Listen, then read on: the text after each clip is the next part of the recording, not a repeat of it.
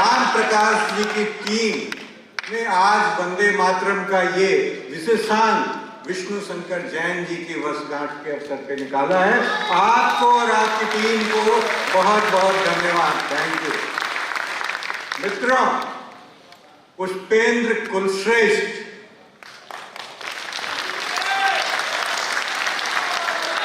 परिचय की जरूरत है क्या?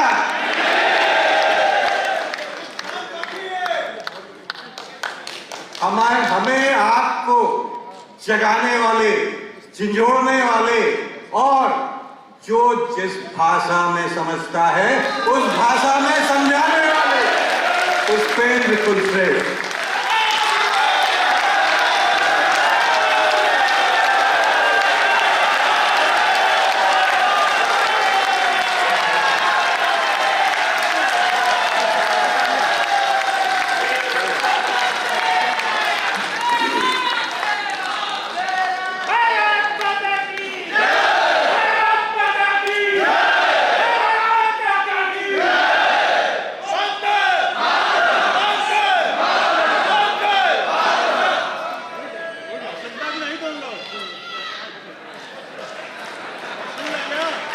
आप सबका बहुत बहुत धन्यवाद। और इसलिए भी धन्यवाद करना चाहता हूं, बनारस में 4 घंटे तक खामोशी से आप सुनते रहें और उसके बाद फिर सुनने की मंशा हो तो आपको मुबारकबाद।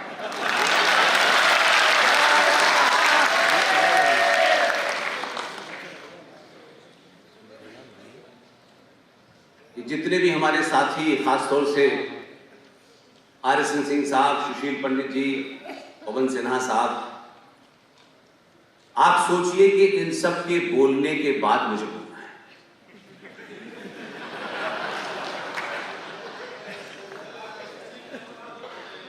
इसलिए सुशील भाई की पीड़ा ये सुशील भाई की नहीं है। सुशील भाई ने कहा कि 19 जनवरी को विश्व के 12 देशों में हम इस बार इसको एक नए तरीके से पेश करेंगे कि उनके साथ क्या हुआ है। विश्व के 12 देशों में जाने के बावजूद भी अगर सिर्फ भारत में इस बात को लेकर के लोगों में जागृति की जाए तो 95 करोड़ की जनसंख्या 12 देशों से बहुत बड़ी है। ये दुर्भाग्य हमारा।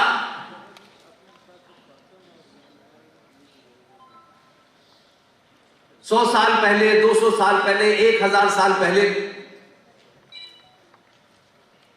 क्या हुआ, क्या नहीं हुआ, इतिहास में क्या पढ़ाया, स्कूल में क्या पढ़ाया, विश्वविद्यालय में क्या पढ़ाया, मैं वहां से बात शुरू करता ही नहीं।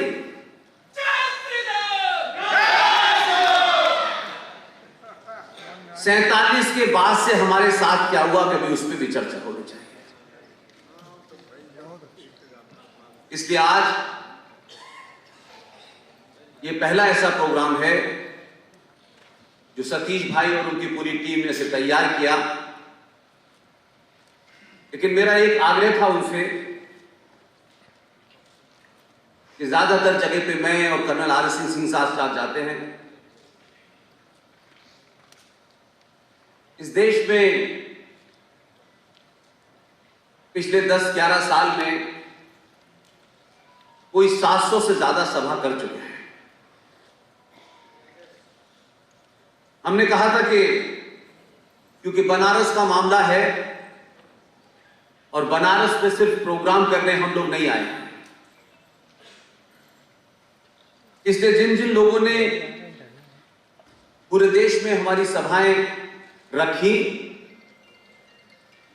हमने कहा कि उन शहरों के लोगों में से जो ऑर्गेनाइजर हैं उसमें से भी कुछ को बुलाइए। यहां प्रयागराज से पूरी एक टीम आई हुई है। यहां भोपाल से इस सफर में 2 बहनें बनी, वो दोनों आई हुई हैं। इस पूरी जन जागृति में हम लोगों ने अपने आप से एक लक्ष्य रखा है कि इसी समाज में बहुत सारे युवा जो बहुत कुछ करना चाहते हैं, सिर्फ उनके साथ खड़ा होना था। और हम ये मानते हैं कि हमारे यहां अक्सर ये होता है कि तेंदुलकर बहुत बड़ा खिलाड़ी है, लेकिन तेंदुलकर के जाने के बाद कोई दूसरा तेंदुलकर पैदा नहीं हुआ। और ये बात कहते वक्त हमको लगता है कि जिसका नाम ले रहे हैं वो इतना बड़ा था कि कोई दूसरा तेंदुलकर पैदा हो ही नहीं सकता। मैं इस बात को इस तरह से लेता हूं कि अगर तेंदुलकर ने अपने रहते हुए 10 तेंदुलकर पैदा नहीं किए तो उसका बड़े होने का कोई मतलब नहीं।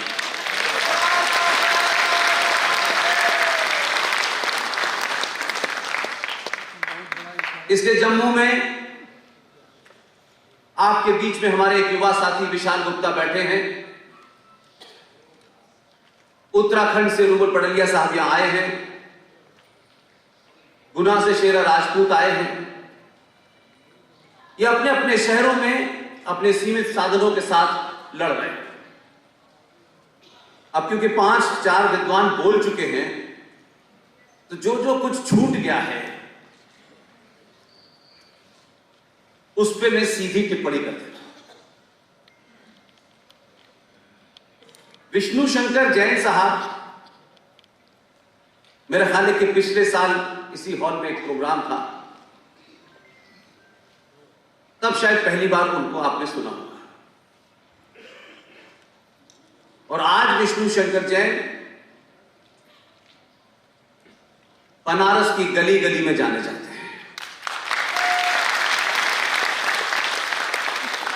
और इस प्रोग्राम के पीछे की जो मेरी मंशा है, जो मैं कहने आया हूं, वो मैं पहले कह देता हूं, फिर जवाब दूंगा।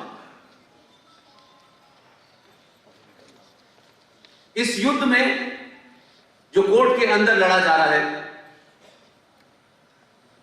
हम इतिहास में जयचंदों की बहुत सारी बातें करते हैं। वो था, उसने ऐसा किया, वो था, उसने ऐसा किया। हम ऐसी चीजें पढ़ के बंद कर देते हैं। इसलिए आज हमारे बीच में वो कौन लोग थे जिन्होंने इस ज्ञानव्यापी मस्जिद, और इस शब्द को कहने में मुझे बड़ी तकलीफ सी होती है क्योंकि ये बड़ा कंट्राडिक्टरी वर्ड है, ज्ञान और मस्जिद, ये दो अलग अलग चीजें हैं। लेकिन आज भी एक पिता और एक पुत्र पूरी ईमानदारी से एक युद्ध लड़ रहे हैं। उन्होंने किसी संगठन से गुहार नहीं लगाई कि हमें अपना समर्थन दीजिए। लेकिन मुझे यह ताज्जुब हुआ कि दिल्ली से कोई 2-1 जोकर यहां आए, किसके कहने पे आए, किसने उन्हें आगे बढ़ाया, और उन्होंने हिंदू पक्ष के नाम पर जो भोली भाली 5 महिलाएं थी, किसी एक के माध्यम से इस लड़ाई को आपस में लड़वाने की कोशिश की। और ताज्जुब मुझे जब हुआ कि जो इस्लाम के मानने वालों का पक्ष था, वही उस तथाकथित जो फ्रॉड कोई आया है, मैंने सुना है यहां आपके बीच में, वही एफिडेविट उसका भी है। और तीसरी घटना, विष्णु शंकर जैन कोर्ट में सुनवाई के दरमियान उनकी हताशा निराशा इस हद तक थी कि मुझे जो खबर दिल्ली में दी गई कि कुछ लोगों ने सुनवाई के बाद विष्णु शंकर जैन पे हमला किया। बनारस में आज भी कोई गद्दार ये करके निकल सकता है जिंदा? इसने मेरी अपनी ये पीड़ा थी। मैंने सतीश भाई से कहा, इस पक्ष से जो भी जुड़ा है, वो छोटा है बड़ा है, हमको उसमें कोई इंटरेस्ट नहीं, सबको बुलाइए। हम सामूहिक तौर पर जो कुछ भी हमारी थोड़ी सी ताकत है, हम यहां इसलिए आए हैं कि विष्णु शंकर अकेला नहीं है।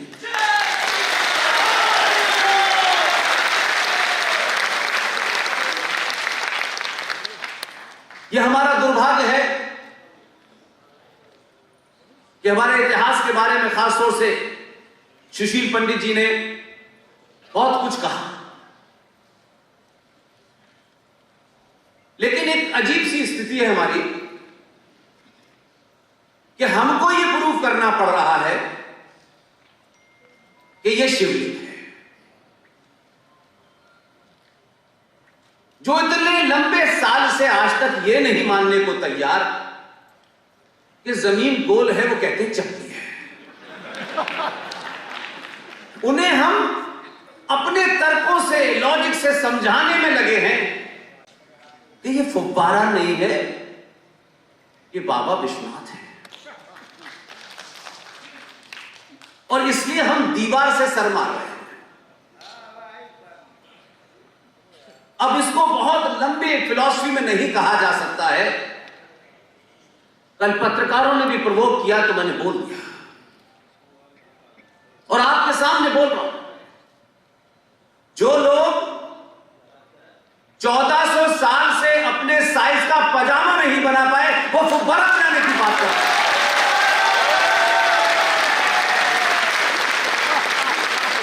वो कहते हैं हमने ताजमहल बनाया है, हमने कुतुब मीनार बनाई है। ऊंट की पीठ पे खड़े होकर खजूर तोड़ने वालों के कोई कुतुब मीनार नहीं मिलती। तो एक नैरेटिव कैसे क्रिएट किया जाता है और एक सब समाज उस नैरेटिव को तोड़ नहीं पाता है, और नैरेटिव के ऊपर सारी ताकत रहती है। आपके पास हजारों नैरेटिव है, इसलिए किसी शत्रु ने आपको उस नैरेटिव में फंसाया हो ऐसा नहीं है। इसलिए जब अपनों पे बात हो तो तलखी ज्यादा होनी चाहिए। शत्रु से तो हमको पता है कि वो क्या करेगा, लेकिन जो हमारा अपना है वो क्या कर रहा है, शिकायत उससे है। इसलिए एक नहीं, आपने हमारे जिन लोगों का यह काम था, संतों का, महंतों का, आश्रम में बैठने वालों का, अध्यापकों का, बुद्धिजीवियों का, उन्होंने नहीं किया ये काम, बल्कि सब सत्ता के लोभ में किसी भी तरीके से उस सत्ता में भागीदारी मिल जाए, इसलिए सबने झूठ बोला, इसलिए वो सब इसमें भागीदार है। और आज भी हमारे बीच में खुल्लम खुल्ला कहते हैं, तब भी हम प्रतिकार नहीं करते, क्योंकि हमें लगता है कि अगर हमने इस महान शख्सियत के खिलाफ बोला तो पता नहीं क्या मिलने वाला था, वो नहीं मिलेगा, इसलिए बोलते नहीं। सारे धर्म बराबर हैं, ये हमारे पाखंडियों ने बोला, अभी उन्होंने नहीं बोला। और धर्म शब्द का इस्तेमाल खुद सनातनियों ने जितना गलत किया है उतना किसी ने नहीं किया। उन्होंने अपनी पूरी उस लुटेरी सभ्यता के समकक्ष आपको खड़ा कर दिया, और क्योंकि आपका अपना कोई नैरेटिव ही नहीं था तो आप कन्विंस नहीं थे, तो दूसरा एक पाखंड बोला गया, सारे धर्म बराबर हैं, Islam is a religion of peace. इस्लाम शांति का मजहब है।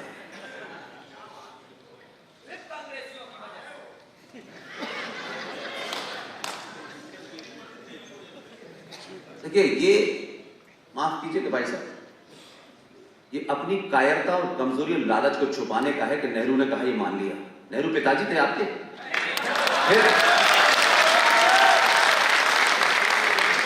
जब भी आप हर बात के लिए दूसरों को ढूंढेंगे, इसका मतलब है कि आप झूठ बोलना चाहते हैं।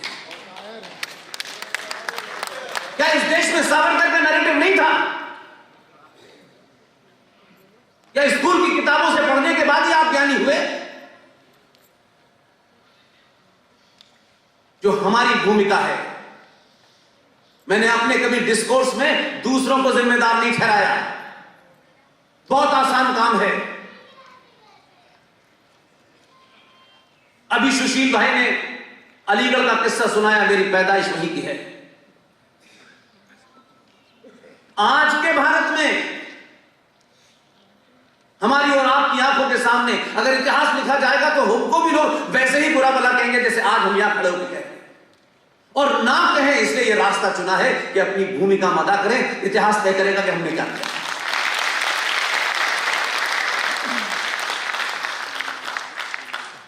इससे दिल्ली के निजामुद्दीन में एक मजार बन रही है। उस मजार पर सब जाते हैं। शाह वलीउल्लाह की मजार है। सुशील भाई निजामुद्दीन में रहते हैं।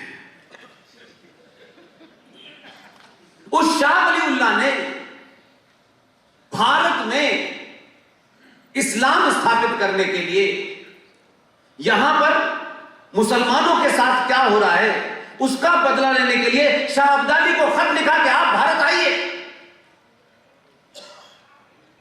तो ना शाह वलीउल्लाह के साथ समय में था, न मैंने अब्दाली को देखा। मैंने अपनी आंखों से जिन अब्दाली और शाह वलीउल्लाह को देखा है, मैं वो जिक्र आपसे करना चाहता हूं, क्योंकि उस पे आप कुछ कर सकते हैं, शाह वलीउल्लाह पे कुछ नहीं कर सकते।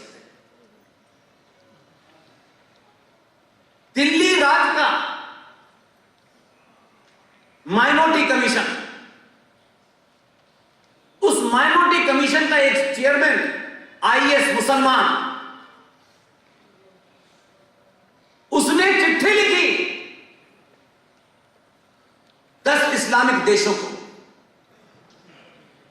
और 2022 के भारत में इस संचार क्रांति के बाद भी अगर हिंदू को यह नहीं पता है तो फिर माफ कीजिएगा, आपको कहने का कोई अधिकार नहीं। सरकारी पद, सरकारी तनख्वाह,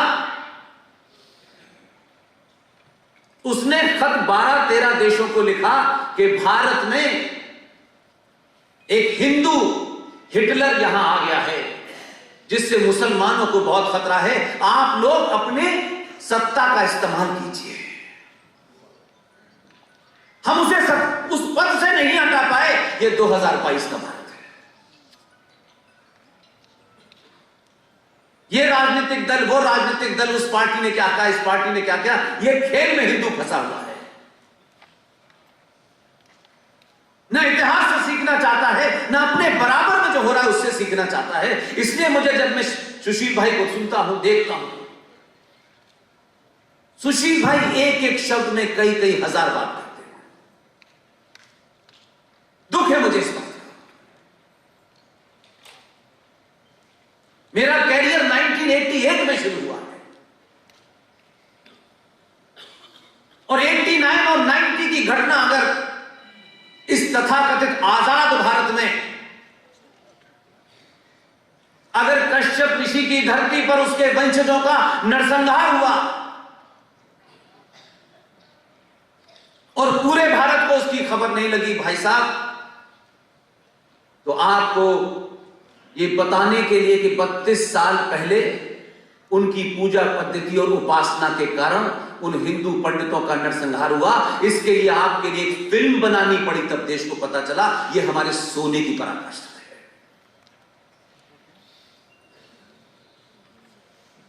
इसलिए सिलसिला चल रहा है। हम आज भी सिर्फ भारत मां का नारा लगाते हैं और समझते हैं सब कुछ ठीक हो गया। कभी कभी मुझे शक होता है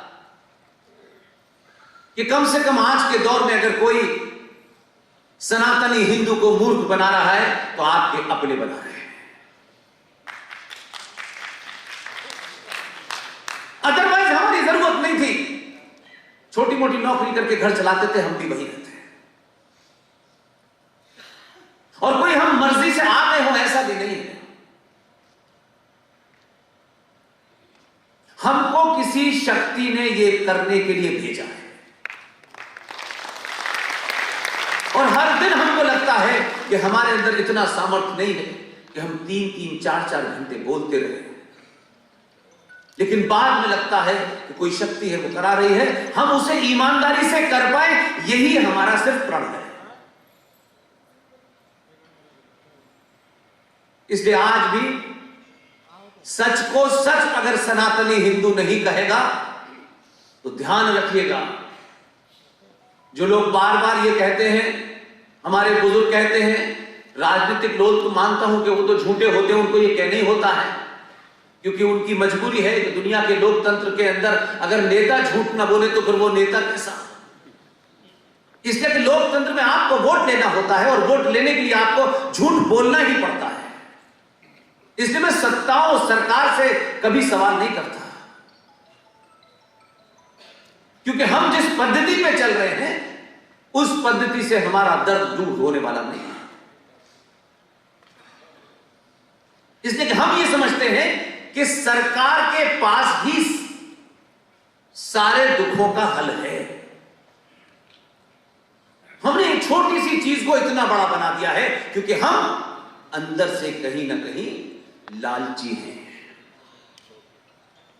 ये मिल जाएगा, ये नहीं मिल जाएगा, ये रह जाएगा, वो पीछे रह जाएगा, उससे संबंध खत्म हो जाने से वो मिलने वाला था तो वो खत्म हो जाएगा। इस गुणा भाग में लगे। जिंदा कौमें, जिंदा समाज अपनी सामूहिक शक्ति के सामर्थ्य से सत्ता को अपनी चौखट पे झुकाते हैं और कमजोर समाज, लालची समाज, डरपोक समाज सत्ता की तरफ जिंदगी भर देखता रहता है। कहीं कश्मीर होता है, कहीं बंगाल होता है, कहीं अलीगढ़ होता है, मुरादाबाद होता है, मरियानाबाद होता है, सब कुछ चलता रहता है। लेकिन देखो वहां ये नहीं किया, वहां ये नहीं किया, वहां सिर्फ खबरें पढ़ता है और कुछ करता नहीं। जब हीरो चुनने की बात आती है तो हम हीरो के अंदर भी एक अजीब तस्वीर देखते हैं, क्योंकि हमारी संवेदनाएं अलग हैं।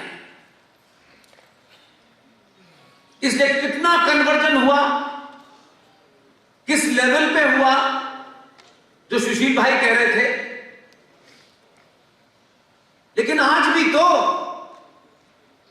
जो लड़की मुसलमान बनकर के शादी नहीं करना चाहती थी, हरियाणा में निकी तोमर को उसने गोली मारी कि नहीं मारी, हमने क्या किया?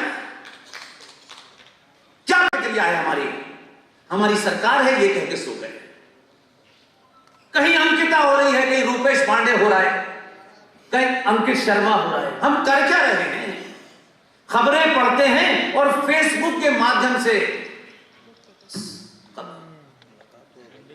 क्योंकि सबको लगता है कि मैं क्यों जाऊं,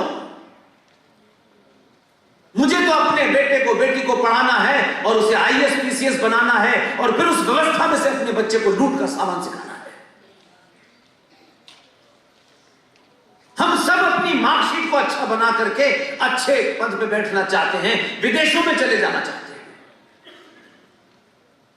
लेकिन भारत भूखंड की रक्षा के लिए कुछ बेरोजगार टाइप के लोग लड़ेंगे तो कोई फर्क नहीं पड़ता है। यह हमारी मानसिकता है।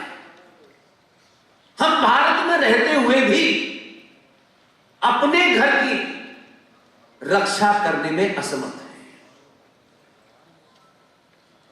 इसलिए रास्ते ढूंढते हैं किसी तरीके से, कहीं कोई नया रास्ता मिल जाए, हम इधर निकल जाए, उधर निकल जाए। कम से कम पिछले 50 सालों का इतिहास ही बताता है, आप कहीं भी भाग जाइए, कायरों के लिए दुनिया छोटी पड़ जाती है। और जब आप पलट के वार करते हैं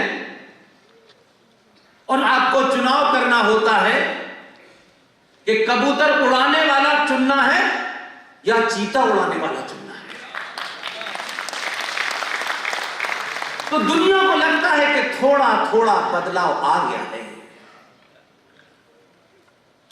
अपने हीरो को चुनने से पहले ओह, इसने तो एक मर्डर किया था, इसके साथ नहीं खड़े हो सकते, हम अपना है तब भी नहीं खड़े हो सकते, क्योंकि कहीं हमारी समाज में छवि खराब ना हो जाए।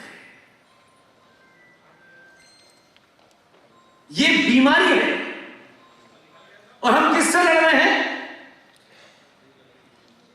हम उससे लड़ रहे हैं जो मुंबई में बम धमाकों का मास्टरमाइंड होता है। जब उसे फांसी होती है तो उसके जनाजे में 5 लाख लोग होते हैं। न उनको अपने साथी पंडित जी का ध्यान आता है, न सिन्हा साहब का ध्यान आता है कि हम उनके सामने क्या जवाब देंगे कि एक आतंकी के जनाजे में हम गए थे। लेकिन हम तो दरवाजा बंद कर लेते हैं। हमारे बीच में से कोई बहादुर अगर किसी जिहादी की हत्या कर देता है, हम नहीं चाहते। आप जिन चुनौतियों से लड़ रहे हैं वो आपको पता तो है, ऐसा नहीं है। और ऐसा भी मैं नहीं मानता कि आपको बोध नहीं हो रहा है। लेकिन एक बहुत बड़ा सेक्शन है जो आजकल आपको जगह जगह, चौराहे चौराहे, गली गली, मैंने सुना है बड़े सारे प्रकल्प चल रहे हैं कि कैसे इस जागते हिंदू को मूर्ख बनाओ, क्योंकि आप जाग गए तो उनकी दुकान बंद हो जाएगी। हमें बताया जाए, हम इस भाईचारे को 700 साल से झेल रहे हैं। और जब हमें यह बोध हो गया कि भाई कौन है, चारा कौन है, तब फिर लोग चल दिए घर से निकल के। नहीं गले मिलना है, नहीं तुम्हारे भाई हो, वो कह रहा है नहीं हो, नहीं उसके गले में घुसे जा रहे हैं भाई। इससे आप अपनी वर्तमान में जो आपकी शक्ति दुनिया को दिखाई दे रही है उसको गिरवी रख रहे हैं। यही समय है जब यह जागरण इतना कर दिया जाए कि सत्ता पे कौन बैठेगा, उसकी जाति क्या है, वो किस क्षेत्र से आया है, ये मापदंड नहीं होंगे, बल्कि मापदंड होंगे कि इस वर्तमान भारत राष्ट्र को इस्लामिक जिहाद से बचाने वाला अगर किसी आदमी ने 2002 में अपना रोल प्ले किया है तो हमारा हीरो वही होना चाहिए।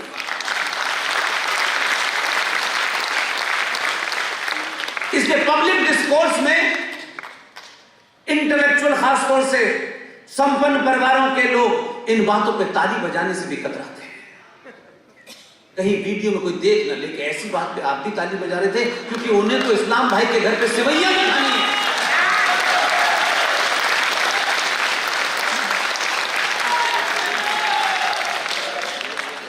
उस शत्रु बोध का आपको अंदाजा नहीं है। और आप तो पहले ऐसे लोग हैं कि आप तो हर काम को शत्रु से अनुमोदित कराते हैं। अच्छा, वो कह रहे हैं इसलिए हम ठीक हैं। थोड़ा सा वो तो डॉट बराबर बदलाव आया है और दुनिया कह रही है कि हिंदू इंटॉलरेंट हो गया है। अगर राष्ट्र बचाने के लिए हिंदुओं को चौराहे चौराहे, गली गली को ये कहता है ये इंटॉलरेंट हो गए हैं, तो जोर से कहिए हां इंटॉलरेंट हैं। तुम्हारी बकवास, तुम्हारे घटिया विचार, तुम्हारी पूजा पद्धति हमको एक्सेप्ट नहीं है। पूरा इतिहास बताता है कि आज तक हमने किसी की गर्दन पे तलवार रख के उससे ये नहीं कहा कि तुम हमारा मत मान लो, हमने नहीं कहा। लिहाजा जो लोग आपके सामने खड़े हैं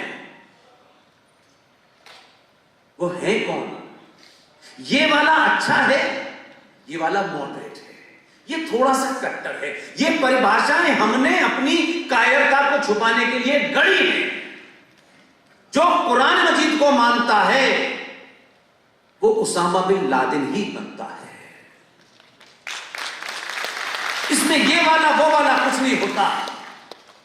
कोई एक शहनाई बजाने लगे और शहनाई बजाने से पहले वो मंदिर जाने लगे, लेकिन वो फिर 20 करोड़ मुसलमानों की गारंटी नहीं है। इसलिए आज की समस्याओं का समाधान आपको करना है, कोई बाहर से आएगा नहीं। उत्तर प्रदेश वाले खास तौर से और बनारस के लोगों को इसलिए भी मुबारकबाद देता हूं कि आप बाबा विश्व की इस नगरी में आसानी से किसी को अपनाते नहीं हैं,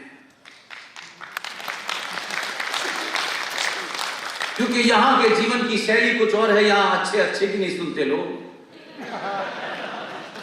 अच्छे अच्छों को पानी पिला देते हैं। और अगर आप 2-2 बार सुन रहे हैं तो मान लीजिए कि फिर काशी बदल रहा है, और काशी बदलेगा तो जो सुशील भाई कह रहे थे, इसका असर फिर काबे में भी नजर आएगा।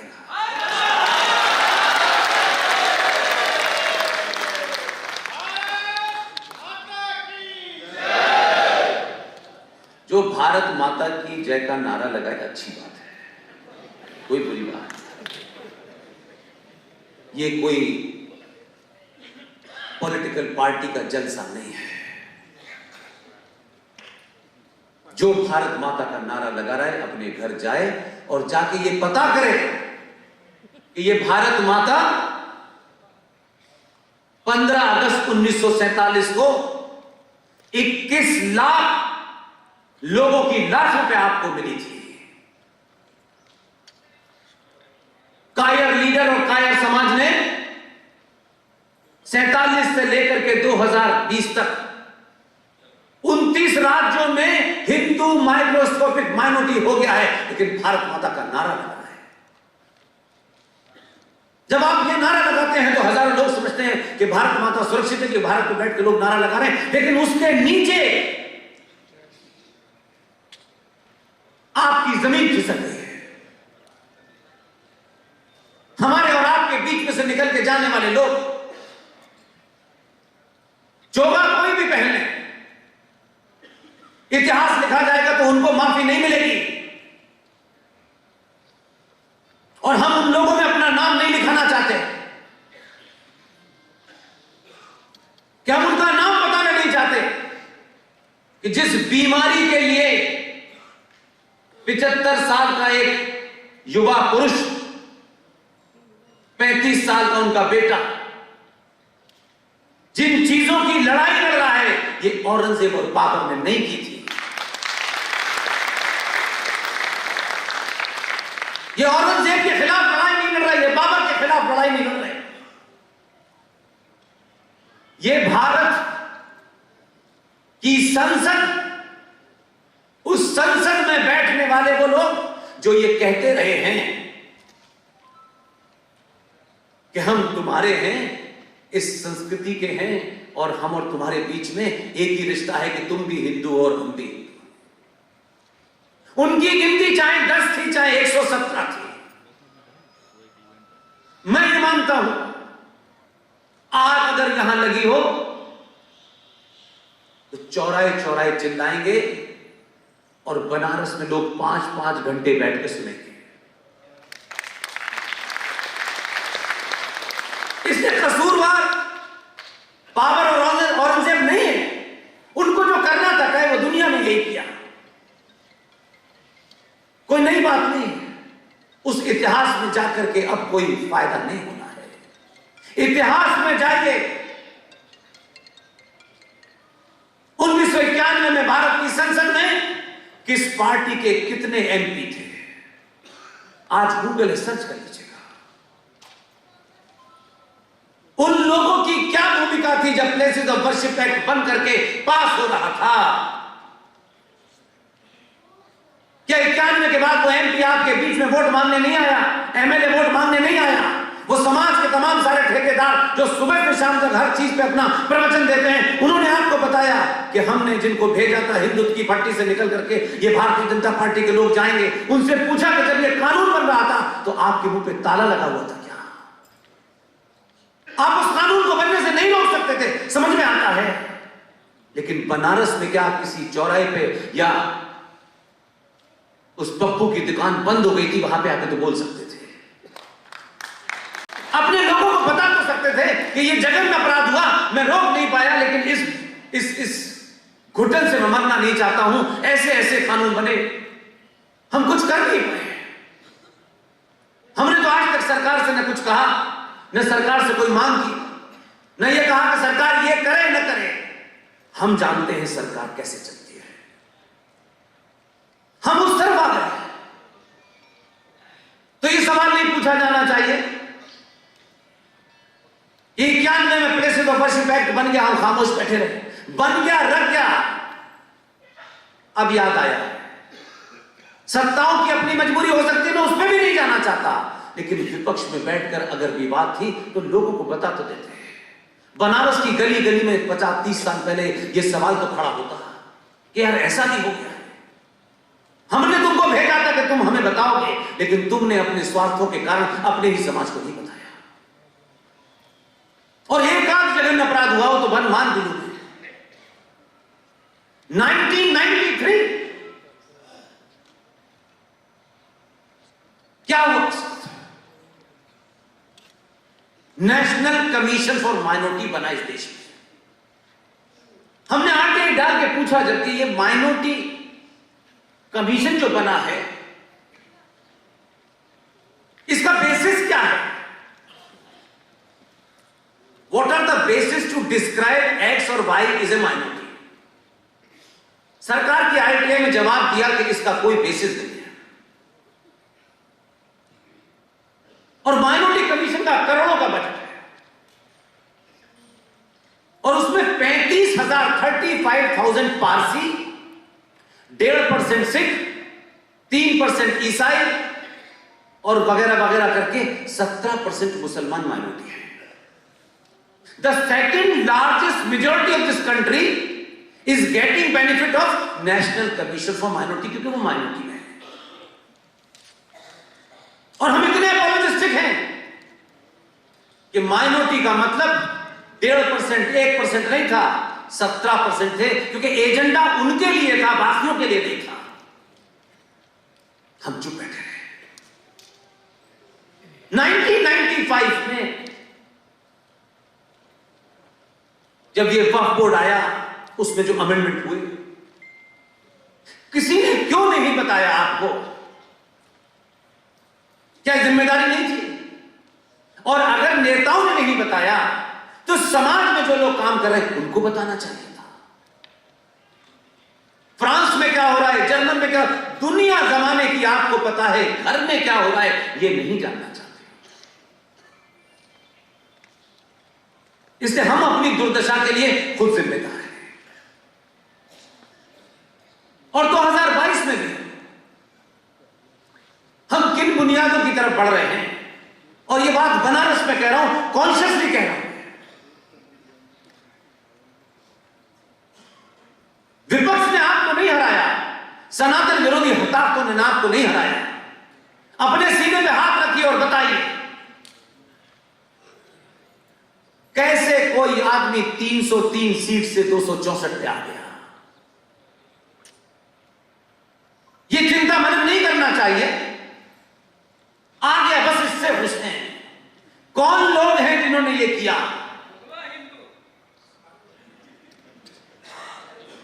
कल ये 64 से 200 पे चला जाएगा, आप कुछ गालियां देंगे, आपस में झगड़ा करेंगे, चले जाएंगे, और फिर अपने भागों को गाली देंगे कि देखिए फला आ गया। कम से कम इतनी लंबी दास्तान जो सुशील भाई ने बताई है, लोग अपने इतिहास से सीखते हैं, हम सीखने ही नहीं चाहते। हम जिक्र बहुत करते हैं इतिहास का। दुनिया का, सभ्यताओं का नियम है, जो अपने इतिहास को भूलते हैं और हमारे यहां तो यह भी कहा गया है, क्योंकि राजनीतिक सत्ताएं जब राष्ट्र में दखल देती हैं तो नैरेटिव कैसे बदल जाता है और कायर और लालची समाज उस नैरेटिव को ओढ़ लेता है।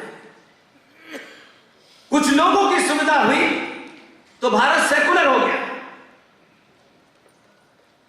कुछ लोगों की सुविधा हुई तो सेकुलर होने के बाद भी, यानी बाबा साहब अंबेडकर का संविधान सेकुलर नहीं था, फिर उसे सेकुलर किया गया और 76 में सेकुलर होने के बाद यह गजब का सेकुलर हुआ।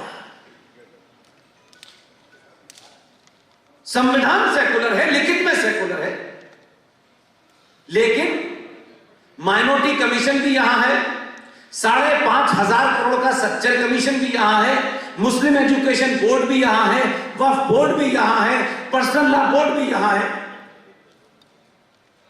कहीं दुनिया में सुना यह डिबेट नहीं होनी चाहिए, पार्लियामेंट में कोई इस पर डिबेट नहीं करना चाहता।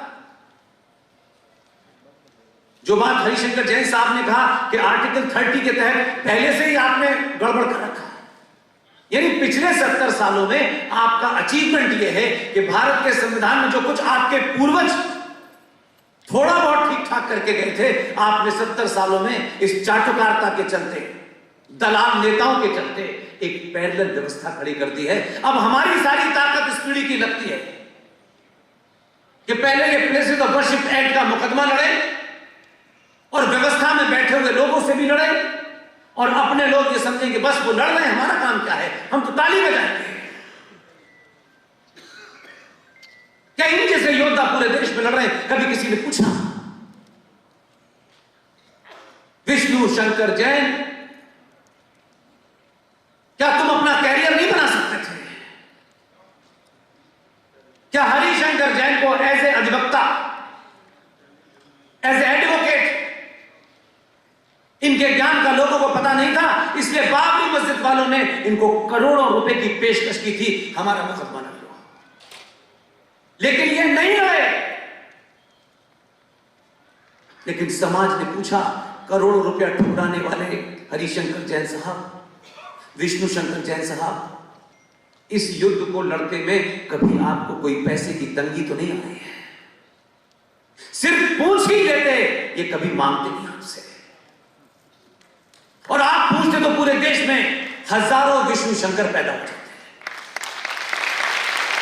कि समाज आज की चुनौतियों से लड़ने वाले योद्धाओं की चिंता करने लगा है। बस इतना ही तो कहना था। इसलिए आज भारत राष्ट्र के सामने कोई चुनौती नहीं है, कोई चुनौती नहीं है, क्योंकि जब तक हम देश और राष्ट्र में फर्क नहीं समझेंगे, धर्म और मजहब में फर्क नहीं समझेंगे, यह चुनौती हमेशा बनी रहेगी। और यह कोई ऐसा ज्ञान नहीं है कि इसके लिए शंकराचार्य के पास जाना था। हमारा साहित्य, हमारे संस्कार, हमारी परंपराएं, हमारी मान्यताएं यह बताती हैं कि धर्म का मतलब पूजा पाठ नहीं होता। धर्म का मतलब होता है आपकी ड्यूटी, आपका दायित्व क्या है, पिता का दायित्व क्या है, मां का क्या है, बहन का क्या है। राजा का धर्म होता था अपनी प्रजा के प्रति कि उसे क्या काम करना है। लेकिन आपको तो गीत बजाना था, शहनाई सुननी थी, तो आपने कहा हम इसी नैरेटिव को चला देते हैं, और ये शत्रु ने चलाया, क्योंकि उसने अपने लूटने की संस्कृति को एक आदर्श संस्कृति के समकक्ष खड़ा कर दिया। और आप चिल्ला चिल्ला के कह रहे हैं सारे धर्म बराबर है, और आपके घर में वो बेटी सुन रही, उसके कानों में ये बात जाती है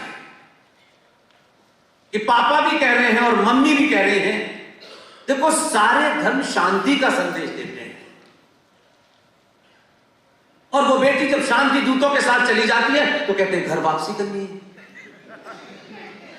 तब वो पूछती है कि आप भी तो कह रहे थे सब बराबर है, तो मैं तो इधर से उधर चली गई, फिर तकलीफ क्या है? आप जाने अनजाने में अपने त्वरित तत्कालिक फायदे के लिए अपनी संतानों के सामने भी झूठा नैरेटिव रख रहे हैं, और पूरी दुनिया में सबको खुलकर बताया जाता है। वो अपनी बात से कभी छुपाते नहीं हैं, आपका शत्रु भी है, लेकिन फिर भी कोई छुपाता नहीं है बात। लेकिन आप अपनों से भी छुपाते हैं और शत्रु चिल्ला चिल्ला के बताता है, तब भी नहीं मानते। इसलिए आप एक भीड़ तंत्र से ज्यादा कुछ नहीं हो गए। हमारी गिनती इतनी है, हम सरकार को पैसा देते हैं तब सरकार चलती है, हम जीएसटी इतना देते हैं, हम इनकम टैक्स इतना, ये आपका काम है, दीजिए। कभी किसी उन्होंने बताया कि हम इनकम टैक्स कितना देते हैं? कभी नहीं बताया। आपको चाहिए सरकारी नौकरी, क्योंकि आपके यहां ये बता दिया क्या है कि नौकरी एक सबसे उत्तम चीज है और नौकरी मिलनी चाहिए। और फिर इस बात को मिलनी चाहिए कि इस जाति को मिल गई है तो उस मुझे क्यों नहीं मिल रही है।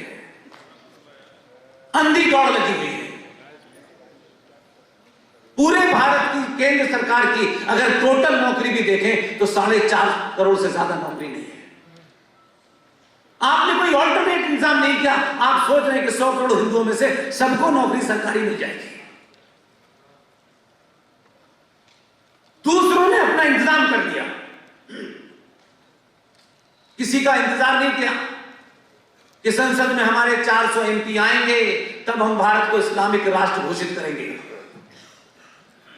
उनको अपना एजेंडा पता था, उनको अपना लक्ष्य पता था, और आपके बीच में से दलालों की फॉल्ट लाइन पती थी कि कौन कौन खरीदा जा सकता है। खरीद लिया उन्होंने। आप कहते हैं वो पंचर पुत्र हैं, लेकिन आप ही के बीच में से एक आदमी, अगर उनके अच्छा वकील नहीं था तो उन्होंने कपिल सिब्बल को 25 लाख में कोर्ट में खड़ा किया। हमसे पूछिए, यह सार्वजनिक मंचों से कहने की बात नहीं है, लेकिन अगर बनारस में भी मैंने ये बात नहीं कही तो फिर मैं कहीं और नहीं कह पाऊंगा। सुशील जी जानते हैं इस देश को 370 तो बहुत सुना हमने। ऐसा लगता था कि 370 ही सारे मुसीबत की जड़ है। हमारे अपने लोगों ने नहीं बताया कि 370 से ज्यादा खतरनाक 35 पे थी, उसकी चर्चा नहीं हुई कभी। उस मुकदमे को लड़ने के लिए हमारा एक साथी अब इस दुनिया में नहीं है। उस मुकदमे की जब डेट आती थी सुप्रीम कोर्ट में, एच.एस. दत्तू की अदालत में वो कोर्ट एक्सेप्ट किया गया। जब जब डेट आती थी तो दिल तो होता था कि डेट आए, जल्दी फैसला हो, लेकिन डेट आती थी तो दूसरा दर्द शुरू होता था कि जो वकील साहब देश के जाने माने विद्वान आदमी, जिनकी हैसियत यह थी कि एच.एस. दत्तू की सुप्रीम कोर्ट की अदालत में जब खड़े हुए 30 सेकंड में मुकदमा हमारा एक्सेप्ट हो गया। लेकिन वही कर्नाटक से जब वो आते थे दिल्ली तो उस 80 साल के बुजुर्ग से हम ये नहीं कह सकते थे कि अपनी टिकट करा। टिकट चंदे से खरीदते थे हम लोग, किसी तरह उनकी टिकट के पैसे हो जाए। टिकट ले ली और दिल्ली पहुंचे, पता चला कि जज साहब आए नहीं अगली डेट की। ऐसा लगता था कि बस हमारी लड़ाई समाप्त हो जाएगी। हमारी स्थिति यह है आज भी। माफ कीजिएगा, मैं किसी का हिसाब किताब घर लेके नहीं जाता हूं, पब्लिकली बराबर करता हूं। एक राज्य है उत्तर प्रदेश से लगा हुआ, सुना है वहां 4 बार से कोई मुख्यमंत्री है लगातार। मैं उनके राज्य में उनके निवास में बोल के आता हूं, क्या स्कूल की किताबों में बच्चों को पढ़ाना है एक राजा था जो 4 बार रहा, बस इतना ही पढ़ाना है या कुछ करना भी है? राजा का काम बुजुर्गों को तीर्थ में भेजने का नहीं होता कि हमने बुजुर्गों का इंतजाम कर दिया है ये तीर्थ पे जाएंगे। राजा वही जिंदा रहता है जो अपने समय की चुनौतियों को अपने सामने समाप्त कर देता है। उस सरकार के अंदर और बाहर कौन लोग हैं जो भोजशाला को 4 बार मुख्यमंत्री होने के बाद ये साहस नहीं जुटा पा रहे कि ये भोजशाला का मामला समाप्त होना चाहिए। विष्णु शंकर काशी से दिल्ली जाएंगे, दिल्ली से फिर फ्लाइट पकड़ के वहां जाएंगे। क्या हमारे बीच में विष्णु शंकर नहीं? वो कन्विक्शन क्यों नहीं है? क्या विष्णु शंकर ने कभी खड़े होकर के, इनके पिताजी ने कभी ये बताया कि हम कैसे रोक रहे हैं? नहीं। और ये भी जो मैं कह रहा हूं ये मेरी कथा है, उन बेचारों ने कभी मुझे ऐसा एहसास भी नहीं कराया। तो हम किसी के पूछने का, बोलने का, भीख मांगने का इंतजार करेंगे? हम खुद नहीं पूछ सकते, हम खुद कुछ नहीं कर सकते। हम कितनी बार कश्मीर गए? कश्मीर की कहानी आज भी आधे से ज्यादा देश नहीं जानता, जानता ही नहीं है। हम तो इसको 12-13 साल से लगातार बोल रहे हैं, और आज भी कश्मीर के बारे में झूठी खबरें पढ़ना, झूठे नैरेटिव क्रिएट करना, ये हम कर रहे हैं। क्योंकि इस वक्त हम हैं, इसलिए हमें कोई डिस्टरबेंस नहीं चाहिए। आप रहे न रहे, इसी वक्त डिस्टरबेंस चाहिए हमको। क्योंकि आप तो आने जाने हैं, कोई फर्क नहीं पड़ता है। ये कॉन्स्टिट्यूशन कल भी था, ये आईपीसी कल भी थी, ये 1935 का गवर्नमेंट ऑफ इंडिया एक्ट कल भी संविधान में था, आज भी है। 1860 का पुलिस कानून कल भी चल रहा था, 1861 का एविडेंस कानून कल भी चल रहा था, आज भी चल रहा है। आर्टिकल 44 बराबरी की बात कहता है, लेकिन उसे इस देश का कोई भी नेता लागू नहीं करता। तो आर्टिकल बदल गया क्या? संविधान बदल गया क्या? क्योंकि आपने कभी भी यह सोच के वोट दिया ही नहीं था कि हम ये वोट देते क्यों हैं, हम आखिर चाहते क्या है सरकार से। आपने तो इतने पीछे जाके ले गए कि लोग आपको अगर अंतर्राष्ट्रीय पटल पे देखें तो लोग हंसेंगे आपके बारे में।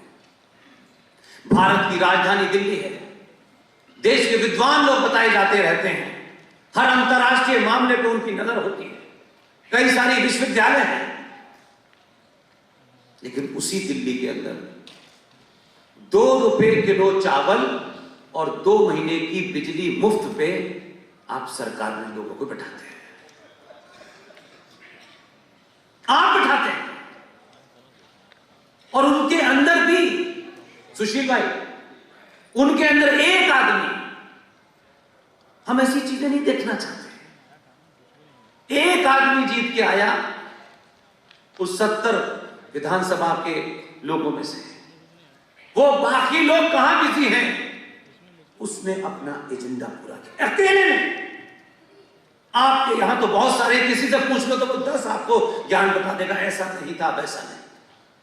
एक अदने से एमएलए ने, जिस दिल्ली सरकार की ताकत बड़ी कम होती है, ना लैंड उनके पास है, ना पुलिस उनके पास है, लेकिन जब यहां उसका एजेंडा था तो पता नहीं चला। अब जब कुछ हो गया तो अचानक पता चला।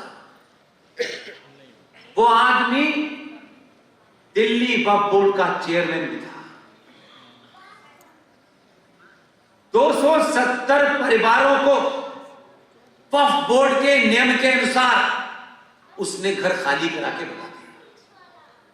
आज उसमें मुसलमान रह रहे हैं। दिल्ली में किसी को पता है ये खबर कि हम सिर्फ अखबार पढ़ने वाली खबर ही पढ़ते हैं और अखबार में नहीं आई तो फिर सब ठीक है, चले गए वो खाली करके। वो एक भी हो तो उसका एजेंडा होता है। वो आपके यहां भी था तब भी उसका एजेंडा था, लेकिन हमारा कोई एजेंडा नहीं। हमारे पास 4 गाड़ियां हो, 10 कमरे का मकान हो, और शर्मा जी को कैसे नीचा दिखाना है इसकी चिंता में लगे हैं। वर्मा जी शर्मा जी को नीचा दिखा रहे हैं, शर्मा जी वर्मा जी को दिखा रहे हैं, इसी में लगे हुए हैं। एक भी कोई ऐसा इशू, यहां गेरुए बस में कुछ संत बैठे हुए हैं, हो सकता है कि ये अच्छे लोग हों, लेकिन इन संतों से भी सवाल पूछिए, उन पुजारियों से भी सवाल पूछिए। हम जहां पैदा हुए वहां तो कुछ और ही परंपरा थी, इसलिए हमारा उसमें दखल नहीं है। लेकिन पिछले 20-25 साल में जो देखता हूं तब मुझे ताज्जुब होता है कि ऐसा कैसे हो सकता है। कुंभ आता है, ये मैं अपनी इसलिए बता रहा हूं कि मैं उस बैकग्राउंड से नहीं। जब भी कुंभ आता था तो इस पे चर्चा होती थी। युद्ध किस बात में हो रहा है सन्यासियों में कि पहले कौन नहाएगा, इसके लिए तलवारें चल रही हैं। फला खड़ा पहले नहाएगा या ये खड़ा नहाएगा, इसके ऊपर हत्याएं हो रही हैं। आश्रमों के ऊपर फिल्में बन रही हैं, गंदी फिल्में बन रही हैं। एक सन्यासी सड़क पे निकला जो सबसे प्योरेस्ट आपका इंस्टीट्यूशन है, जिसकी अपनी एक महत्वता और पवित्रता है। हम ब्राह्मण हैं, ठाकुर हैं, बनिया हैं, सब कुछ है, लेकिन आज आपके सामने ओपन है। आर.एस.एन. सिंह साहब ने कांची के शंकराचार्य के बारे में बताया। शंकराचार्य रात के 12 बजे गिरफ्तार हो जाए, उस पर बलात्कार का केस लगे और भारत के अंदर एक प्रतिक्रिया ना हो, कौन करेगा आपसे? क्योंकि आपने तो अपनी चुटिया सरकार को दे दी है। आज भी एक शंकराचार्य हमारे बीच से चले गए। ये घर के अंदर की बात थी, ये मठ मंदिरों के अंदर तय होनी थी, ये चौराहों पे तय नहीं होनी थी। आपने अपने उस पद की गरिमा को भंग किया है। ये हमारा काम नहीं है, समाज का काम नहीं है। ये बचे हुए 3 शंकराचार्यों का काम था। वो चुपचाप बैठते, कहीं से एक फैसला देते। अखबारों में रोज मजाक हो रहा है आपका। कोई चीज छोड़ी आपने कि भाई इस संस्था का सवाल नहीं होगा, और आप उनसे बात कर रहे हैं। एक 2 कौड़ी का मस्जिद का मौलवी अगर आप उसके बारे में कुछ कहते हैं तो पूरे देश में प्रतिक्रिया हो जाती है। उनके आपसी झगड़े हो सकते हैं, हजारों झगड़े हैं, और कुछ झगड़े तो ऐसे हैं जो आप शायद जानते भी नहीं हैं। तब भी वो जानते हैं कि इस वक्त लड़ाई हमारे आपस की नहीं है, इस वक्त लड़ाई काफिर से है। तो इस वक्त दोनों कौन कौन साथ हैं? जिन्होंने अली का कत्ल किया, प्रॉफिट मोहम्मद के दामाद का कत्ल किया, जिन्होंने प्रॉफिट मोहम्मद की बेटी का कत्ल किया, जिन्होंने प्रॉफिट मोहम्मद के नवासों का कत्ल किया, कलमा पढ़ पढ़ के किया, अल्लाह अकबर कह के किया, वो दोनों भी आपके सामने यूनाइट हैं। और आपके झगड़े चौराहे चौराहे, गली गली हैं। किसी मठ के अंदर चेला गुरु को इसलिए मार रहा है कि उसे मठ पे कब्जा करना है। ये जब खबरें बाहर जाती हैं तो किसी सनातनी हिंदू को तकलीफ नहीं होती। और फिर आप आज के बच्चे से ये उम्मीद करते हैं, जो बच्चा आज के दौर में कंप्यूटर युग का बच्चा है, लैपटॉप वाला बच्चा है, वो जब ये देखता है तो उसको समझ में आता है ये सब क्या हो रहा है। किसी के पास समय है उस बच्चे से बात करने का। वो सिंह साहब कह रहे थे वो नालायक कोई फिल्म में कैरेक्टर बना है। अब नालायक बड़ा सॉफ्ट वर्ड है। तैमूर की अम्मी के पति हैं वो, ऐसे कहने में आपकी समझ में आए। हम बात पिन पॉइंटेड कहें क्योंकि हम उन लोगों से मुखातिब हैं जिन्हें 700 साल के बाद पहली बार एहसास हुआ है कि हम यादव बनिया ब्राह्मण नहीं हैं, हम सनातनी हैं।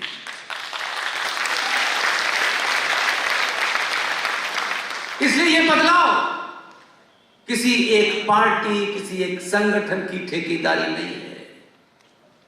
मैं पब्लिकली कहता हूं कि इस समय एक ही चुनौती है जो अभी आपके हाथ में है। इसलिए मैंने कहा इस गलतफहमी और इस इल्यूजन से बाहर निकलिए कि हम 95 करोड़ हैं, भारत हमारा है, सेना हमारी है, पुलिस हमारी है, जुडिशरी हमारी है। ये गलतफहमी से बाहर निकलिए, कुछ भी आपका नहीं है। सुशील पंडित वो चलता फिरता इंसान है कि जिस दिन भी ये फटेंगे बड़ा विस्फोट होगा। मैं ये शांत रहते हैं, शांत अंदाज में, शब्दों का सिलेक्शन भी बड़ा इनका सुशील होता है, इसलिए ये मत समझिए कि इनकी यही भाषा है। सोचिए, जिस देश में 20 करोड़ लोग न सत्ता में है न व्यवस्था में है, उनकी ताकत इतनी है कि कोर्ट भी रात के 5 बजे कोर्ट खोल करके सुनवाई करता है। और सुशील पंडित क्योंकि सुशील है, उनको लगता है कि यह व्यवस्था जो बनाई गई है, इस व्यवस्था में मेरी बात सुनी जाएगी। ये भी गए थे। इस देश का चीफ जस्टिस एक आदमी था, जस्टिस जगदीश चंद्र कहर। क्यों सुशील? जैसे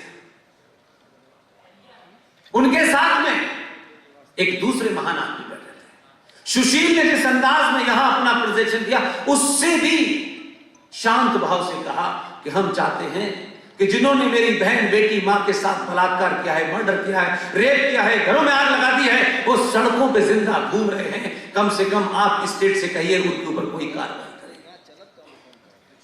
चीफ जस्टिस इसलिए नहीं हंसा, चीफ जस्टिस इसलिए हंसा, इतनी बड़ी त्रासदी के बाद एक आदमी आया है, वो भी कोर्ट में एक साधारण सा कुर्ता पजामा पहने खड़ा है, इसकी औकात क्या है?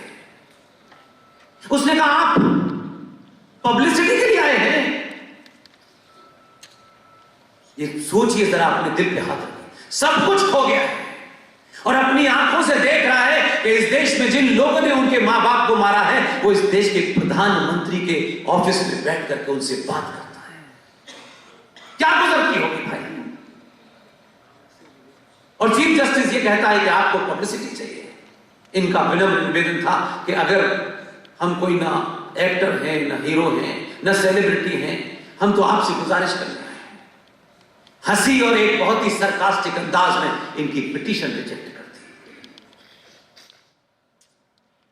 देश बोला, कहीं प्रतिक्रिया हुई नहीं। इसे कहते हैं सिर्फ सत्ता का बदलाव राष्ट्र की सुरक्षा की गारंटी नहीं है। सत्ता देश चलाती है, वो एक जमीन के टुकड़े को सुरक्षित रखती है। उस व्यवस्था को चलाने के लिए पुलिस है, सेना है, कोर्ट है, कचहरी है, ये सब अंग हैं और सारे अंग एक दूसरे से जुड़े हैं और किसी ना किसी नियम कानून से बने हुए। हम सोचे कि छोटे छोटे देशों में ये नहीं हो रहा, लेकिन एक 95 से 100 करोड़ की आबादी का देश है जिसने कभी भी चिड़िया तक को नहीं मारा। इतना लंबा उनका कालखंड है कुचलने का, लेकिन किसी पे हथियार नहीं उठाया। सिर्फ इसलिए कि हमने ये मान लिया है कि हम जिसको चुन देंगे वही हमारा भाग्य विधाता होगा और वही नियम कानून से चलाएगा। ना आपको नियम का पता है ना कानून का पता है। इसलिए आप चाहते हैं हिंदुत्व की परिभाषा भी सुप्रीम कोर्ट तय कर रहा है। सबरीमला में जेंडर जस्टिस भी सुप्रीम कोर्ट तय कर रहा है। हमने तो पब्लिकली कहा कि जज साहब जरा मस्जिद में भी जेंडर जस्टिस बता दीजिए, शाम को पता चल जाएगा। इसलिए प्रतिक्रिया देना, सामूहिक देना, तर्क और तथ्यों के साथ देना बहुत आवश्यक है।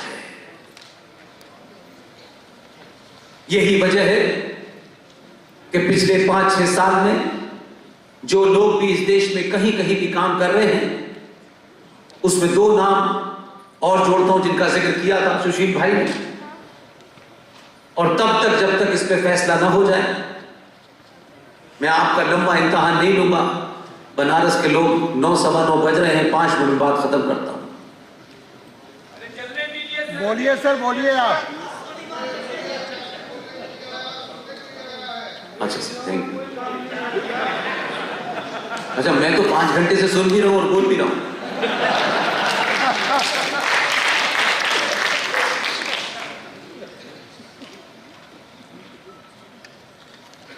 जिस दिन भी, ये मेरा पक्का विश्वास है और ऐसा कुछ मैं होते हुए देख रहा हूं इस पूरे 10-11 साल के इस सफर में, बहुत छोटी और बहुत बड़ी सभा भी की, छोटी भी सभा की। मैं एक बदलाव जरूर देख रहा हूं। लोग ये समझ गए हैं कि लोकतंत्र में ये राजनीतिक दलों के माध्यम से उनको अपना गौरव कभी मिलने वाला नहीं है। ये बीच बीच में आपको लगता है कि ऐसा हो जा, अच्छा ऐसा होने वाला है। कानून कल थे आज बंद, उनमें कुछ अमेंडमेंट हो गया, परसों फिर हो जाएंगे। सत्ता राष्ट्र के सुरक्षा की गारंटी नहीं, सत्ता सिर्फ देश की सुरक्षा की गारंटी देती है कि कोई विदेशी आक्रमण होगा, उसके लिए सत्ता ने राफेल खरीद लिए हैं, पहले मिग खरीदे फिर जगुआर खरीदे। लेकिन एक सेना का अधिकारी जो अब हमारे बीच में नहीं है, उसने बहुत बड़ा ज्ञान नहीं दिया अपनी बातचीत में। उस वर्दी के बावजूद भी जो बात उसको कहनी थी उसने भारत के सनातनियों के लिए कही। हमने उसका भी मर्म नहीं समझा, क्योंकि हमारे शायद अंदर ये चीज धर कर गई है कि जहां हमें भूमिका निभानी होगी उसको हम समझ भी नहीं चाहते था कि अगर समझ गए तो भूमिका निभानी होगी और हमें तो निभानी नहीं, इसलिए उसको समझो ही मत को, मैं जानते नहीं। इस देश के सेना के एक बड़े अधिकारी ने कुछ दिन पहले उनका एक हवाई दुर्घटना में निधन हो गया। रावत साहब ने एक बात कही थी, छोटी सी बात थी। उन्होंने कहा कि भारत 2 युद्ध में ग्रस्त है। दुश्मन को समझ में आ गया कि यह कहां इशारा कर रहा है, इसलिए उनकी जो मृत्यु हुई, और यह नहीं कि मैं बहुत इंटेलेक्चुअल बात आपसे कह रहा हूं कि बहुत सारे ऐसे लोगों को समझ में आया। सुशील भाई एक बहुत बड़े एक्टर की पत्नी मुंबई में, बहुत बड़े एक्टर थे अपने समय के, वो अब नहीं है, उनकी पत्नी थी, वो आप सबको सुनती है। जनरल रावत की श्रद्धांजलि सभा उन्होंने अपने मोहल्ले में की, पोस्टर लगाया, फूल रखे, और श्रद्धांजलि सभा शुरू होने वाली थी। वहां दिया जलाया, 4-5 मुसलमान गुंडे उस मुंबई में गए और रावत की तस्वीर फेंक दी, दिए पे लात मारी और कहा कि इस देश की आपने यहां खराजे अक़ीदत दी तो आग लगा देंगे। 2 युद्ध का मतलब वो समझ गया, एक गुंडा, और हमारे यहां का विद्वान नहीं समझा कि जो आधा युद्ध है वो सेना और मिराज नहीं, राफेल नहीं लड़ेंगे, मुझे और आपको लड़ना है। ये जो चल रहा है लगातार चल रहा है कि 2.5 घंटा हम लेट हो गए, हम तो लेट पहले से बहुत चल रहे हैं कि हम सड़क पे नमाज पढ़ेंगे और आपने अगर हमें हटा दिया तो मार लगा देंगे। इसलिए अजान 5 वक्त होगी, लाउड स्पीकर पे होगी, लेकिन मुंबई में एक 80 साल की बुजुर्ग बैठा आरती मोबाइल से सुनती थी। ऊपर वाले ने आकर के उसका मोबाइल तोड़ दिया, कोई हिंदू नहीं बोला। उसका बेटा विदेश में रहता है जो करोड़ों रुपया कमा रहा है। 1 करोड़ रुपया कमा करके उससे भोगना क्या है? रुपयों से संस्कृति नहीं बचती, परिवार नहीं बचता।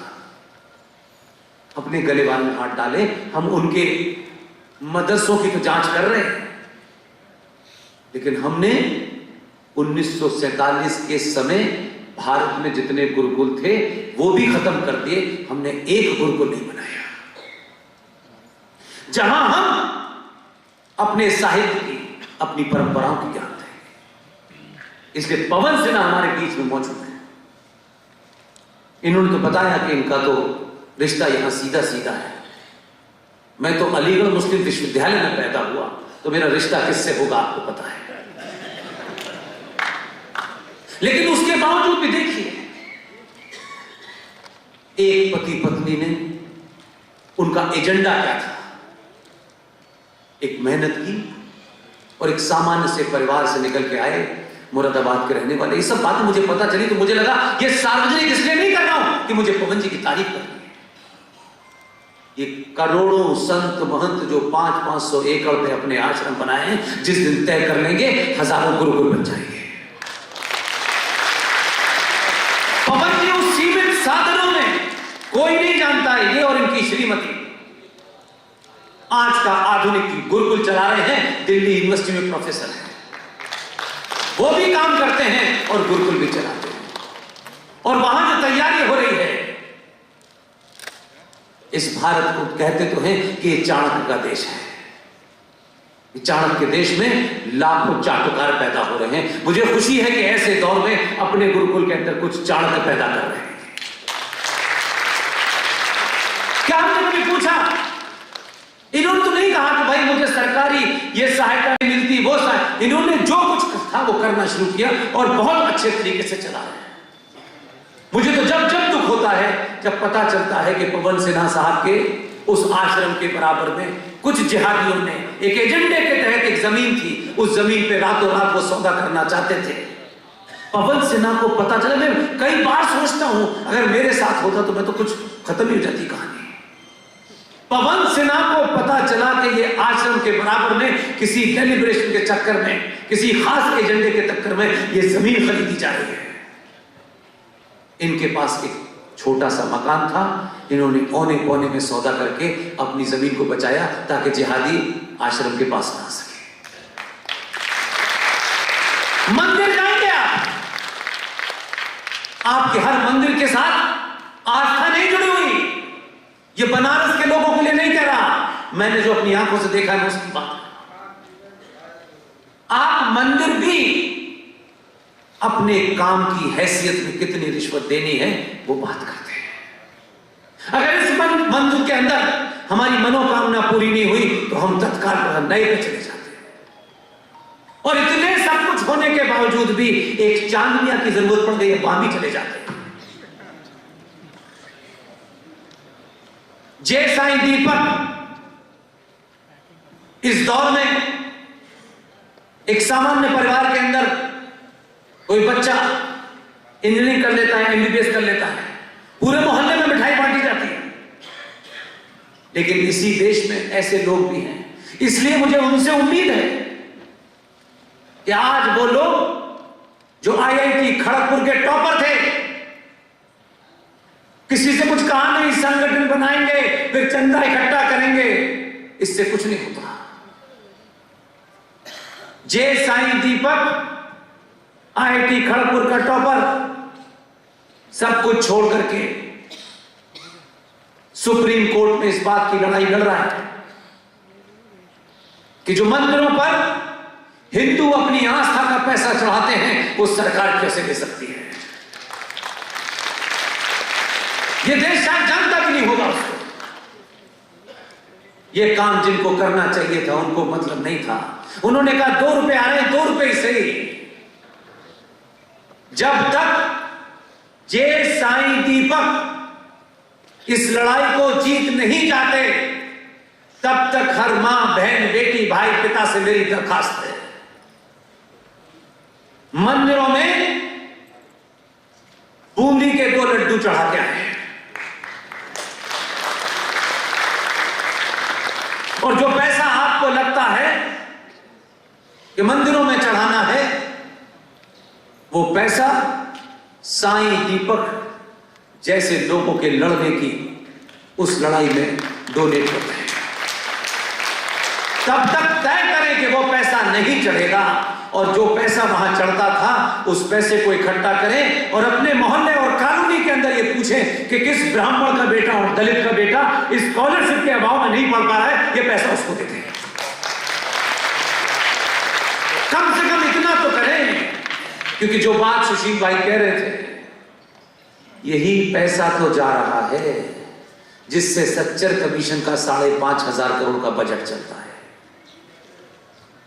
यही पैसा तो जा रहा है जो वक्फ बोर्ड प्राइवेट बॉडी का आदमी पब्लिक सर्वेंट कहा जाता है। वाह, कमाल।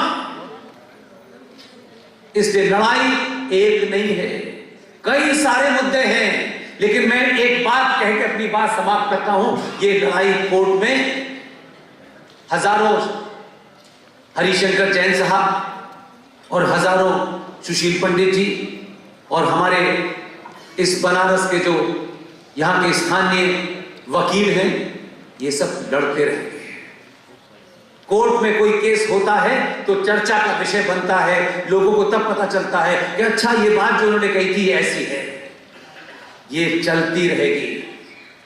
लेकिन आपसे निवेदन ये है, एक राष्ट्र के रूप में आप सिर्फ एक ही काम करें, जो अभी आपके हाथ में है।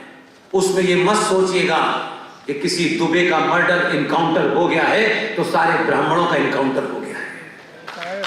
ये मत सोचिए। अगर आप इतने ईमानदार होते तो यह भी आपको बताना चाहिए था कि जिस दुबे के कारण यह नैरेटिव बनाया गया उत्तर प्रदेश में कि यह सरकार ब्राह्मणों के खिलाफ है, तो फिर दुबे साहब से भी पूछना चाहिए कि आपने जीते जी अपने 20 लोगों में से 16 ब्राह्मणों का मर्डर किया था। उस जगह मत ले जाइए इस पूरे समाज को जहां से बड़ी मुश्किल से आप बाहर आए। इसलिए सुशील भाई ने वो बात किसी बीच में जगह छोड़ दी, मैं उसको पूरा कर देता हूं। भारत के इतिहास में, भारत की परंपरा यह बताती है कि हमारे यहां भारत भूमि सदैव से कर्म प्रधान रही थी, जाति प्रधान नहीं रही थी। और साबित करता हूं, मैं अपनी बात को साबित करता हूं। 2 ऐसे लोग थे जिन्हें हम लोग याद रखते हैं, दोनों ब्राह्मण हैं, एक रावण और एक परशुराम। रावण को मैंने और आपने नहीं देखा। एक कहानी सुनते सुनते यहां तक आ गए, तब भी रावण आज भी अपने उस कृत्य के कारण जो उसने किया, वो ज्ञानी था, वो बलशाली था, सब कुछ था, लेकिन जो उससे उस सामाजिक नियमों के जो मर्यादा उसने भंग की, आज भी रावण उसी कृत्य के कारण एक आम हिंदुस्तानी सनातनी उसे जलाता है। और एक दूसरा ब्राह्मण जिसे आप परशुराम कहते हैं, वो अपने कर्म के कारण मंदिर में पूजा जाते हैं। सवाल यहां से आगे बढ़ता है, जिस जाति जाति जाति का लोग लेकर ठेका घूम रहे हैं, मैं उनसे बात करने की बात कर रहा हूं। ताज्जुब देखिए कि यह बताया जाता है कि भगवान राम क्षत्रिय थे। जब एक क्षत्रिय ने रावण का वध किया तो आज तक किसी ने उनके ऊपर यह आरोप नहीं लगाया कि एक क्षत्रिय ने ब्राह्मण का वध किया, यह किसी ने नहीं कहा। और तीसरा कंट्राडिक्शन देखिए, वो ब्राह्मण उसी क्षत्रिय की पूजा मंदिर में करता है। और उससे आगे चले जाइए, ये लोग जाति का ढंडोरा पीट के कुछ गिरोह अपनी दुकान चला सकते हैं।